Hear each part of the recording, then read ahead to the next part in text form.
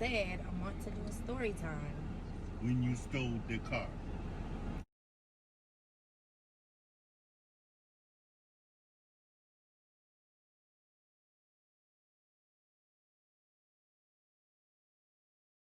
I said I want to do a story time. When you stole the car. Yes. From the church. What's up? What's up? Back kicking it with Mama. So today we're gonna do a story time car ride with my dad. We're gonna talk about what I don't really want to talk about, but it's a little interesting, of when I stole a car when I was younger, and I stole it from church. So, anyways, say hi, Dad. Hey. So yes, we're gonna do a story time while he's driving. So I'm gonna start from the beginning. I was bad. Let me just start by saying I was bad. I'm not bad anymore. Yeah, you are. Yeah, you are. I'm not. Yeah, you are. I'm really not. But anyways, I had ran away from home. That's how it's... Yeah, you are.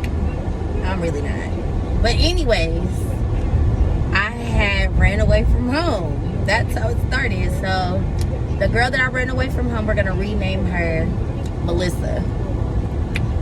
Me and Melissa ran away from home. So we were best friends in high school, and we ran away from home because my dad was mean. I was always on punishment. And I hated the home life as a teenager. It sucks. Was I good? Don't lie. No, you was bad. So I did do some stuff. But you know, when you're young, you're just young. So what? But anyways, me and Melissa ran away from home, and we took this church bus from Vallejo to Napa. So we didn't have nothing to do. So we was basically just trying to find something to do. So we took the bus from Vallejo to Napa, and we went to this church. But we left the church earlier before the bus that picked us up was taking us back.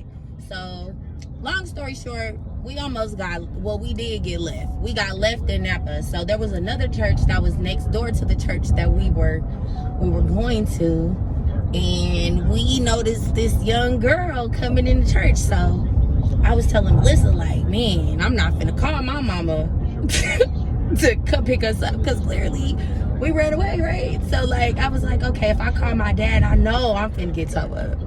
So yeah, and if I call my mom, same thing. Yeah, came up with a bright idea. Let's just follow this little young girl into this Catholic church. Oh God, help me, and Jesus. I know. See, God is my life. Let me start by saying that He's a forgiving God. So let me. Yeah.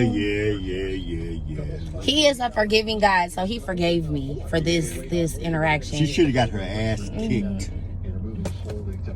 I should have rolled my kneecaps out kicking her ass. So anyway, rewind. Before I even stole the car, this man had me on probation.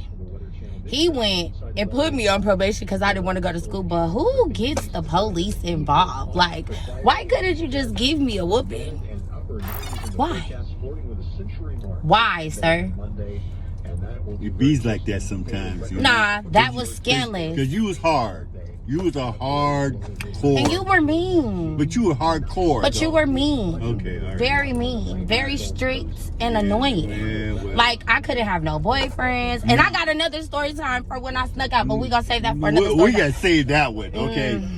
Because I really don't want to tell that one, because that one was embarrassing. But anyways, let me get back to the story. So anyways, me and Melissa followed this little young girl into this Catholic church, and we sat next to her. So I was thinking, like, I don't know how we finna get these keys. But anyways, they had communion. And when she got up for communion, I just scooped up her keys, and me and Melissa did. So we went from Napa back to Vallejo. And so we ran into a couple of our homegirls. So we was like rolling. Yeah, in her car. No, she left that part out. She went back to Vallejo in the lady's car. She took the lady's car. I didn't take the keys just to not take the car. All right, you took them. I mean, be specific now. Be specific, because you're going to be bad, okay? Go ahead, finish. Anyways, so we took her car. and it was a Kia Sportage. I used to always like those. I used to see them on TV, and I used to be like, oh, I'm gonna get one of them.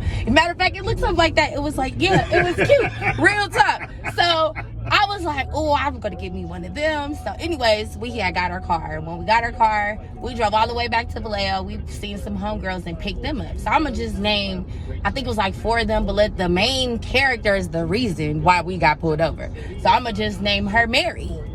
So we picked up Mary and the rest of our homegirls, and we riding downtown Vallejo at night with no headlights on.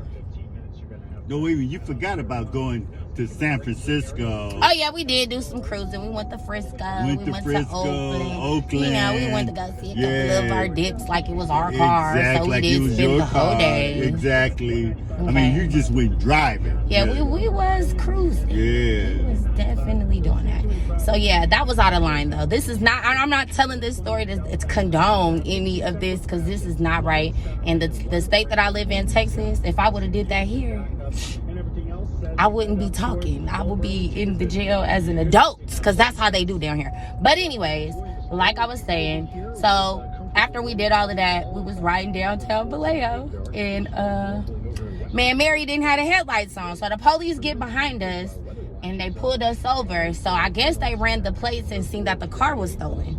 So, and I wasn't driving. Mary was driving, and then we got Melissa in the passenger seat, and I'm in the back with the rest of my friends or whatever. So they pulled down. When I tell you, they drew down like we was some dudes. Like we had rolled the windows down. They told us to keep our hands up. I was just like, y'all better keep y'all hands up so we don't get shot.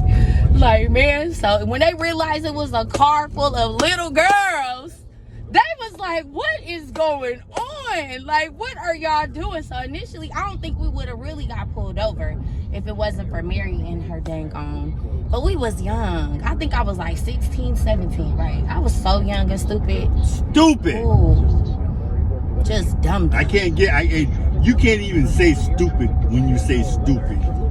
You mean more stupid than stupid.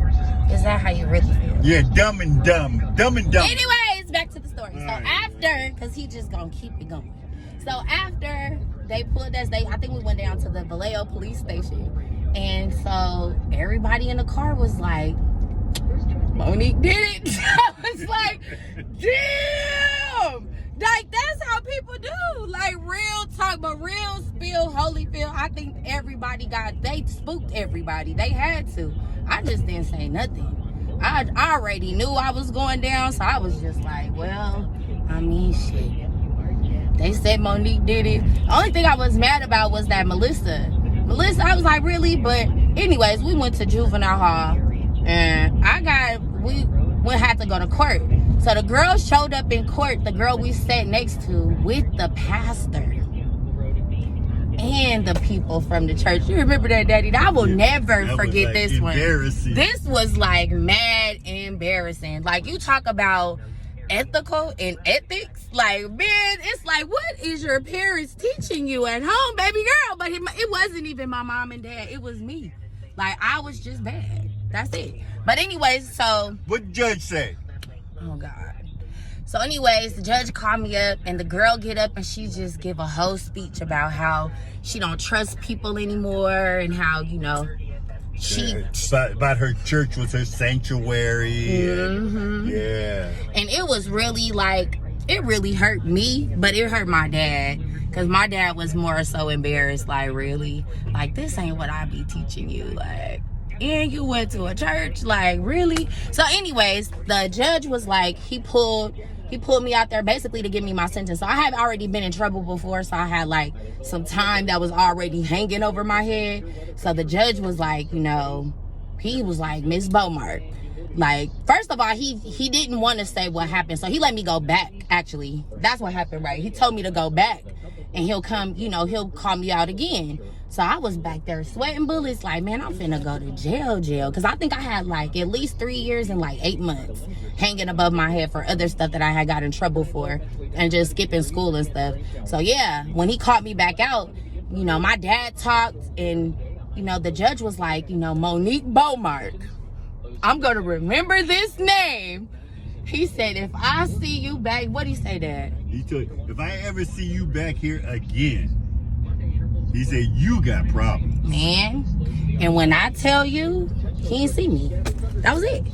I was good. That spooked the hell out of me. Like, any judge that call you by your first name and your last name. But what saved her was the fact that her daddy was always there in court when she got in trouble. Basically, because you know what, I was always there. Because you know what, as bad as she was, and she was bad. Oh my God, she was bad. Oh, you always gotta do too much. I was bad, but I was like a typical teenager. No, you wasn't. Yes, I was. You was worse. You was worse than that. Don't do that. I was a typical teenager getting into teenage business. Maybe little boy stuff. I can say that. Like, girls probably didn't steal cars. No, girls didn't steal cars. So yeah, I get that part. I understand, but I wasn't doing nothing just out of the ordinary. Girls like to mess with boys. So yeah, I was. You know, the cool thing about it is that when I was coming up as a teenager, I used to love stealing cars. See? And then he got a little girl that done stole the car. Then I got a little girl that likes stealing. I didn't like it. I really just got caught. Yeah, I loved it though. When I was not trying to call and be like, hey, can y'all come pick me up? Like, hell, who does that? Who runs away from home and is like, hey, can you come pick me? I wasn't doing that. I was like, girl, we're gonna figure this out today, Melissa. Like, we have to figure it out. So we came up with the right idea, but it almost cost me all my freedom, though. I ain't even gonna stay. I almost was out of there. So, moral of the story is my daddy got my back. You know what I'm saying? So, yeah. So basically, I got out of that and the Lord saved me because I didn't steal no more cars. That was the one and only time I stole a car, and I repented, and now God has definitely changed my heart. So I will never. We ain't talking about this other thing. Yo, we're not. And we're gonna save that for him. He ready. Okay. He ready. All right. Ready to stitch me out. Like, dang, that's another story time for another day. That's a water hose thing, you know. Ooh, see, anyways, thank you so much for tuning into my video. It was a little story time about when I stole a car and how I have changed, and a little drive time with my daddy. So I hope you guys enjoyed the video. Make sure you like, watch, subscribe, and hit that bell so you can see the rest of my videos. But thank you. Say bye, Dad. Later.